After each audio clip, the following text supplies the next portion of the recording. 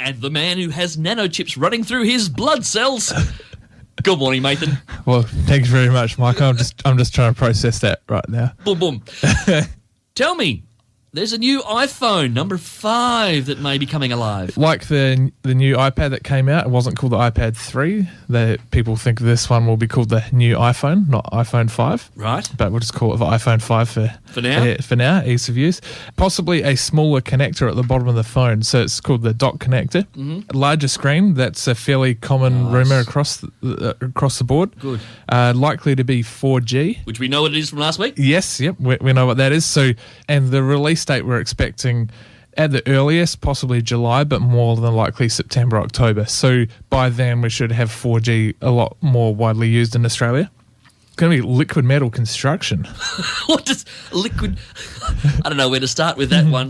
Well, a liquid metal construction. All right. What does that mean?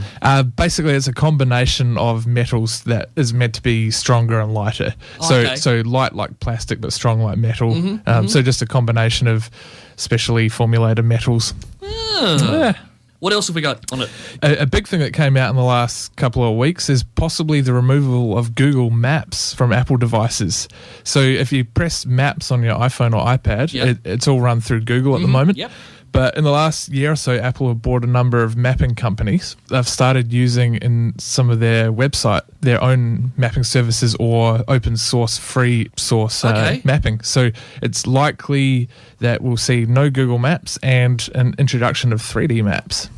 3D maps. 3D maps. Will that mean that if I go down to my street, yes, you can see my house in 3D? Particularly around landmarks and CBDs, you would see all the tall buildings, and so you get an orientation of actually where you are. Yeah, that's incredible. That's incredible. And of course, it's going to be faster. Yes, generally faster. They usually come out with better camera, faster processor, that sort of thing. Just stepping it up each year.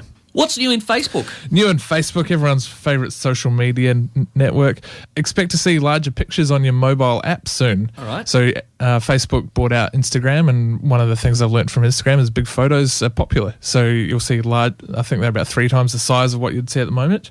Facebook are testing a pay-to-post feature, which is like a classified. Pay a couple of dollars through PayPal to have your post or comment at the top of the news feed, so it's a featured post. That's a good idea. So if you're selling a car or something, kind of integrating classifieds, or if you just really want people to see what you got to say, you can pay $2 for it.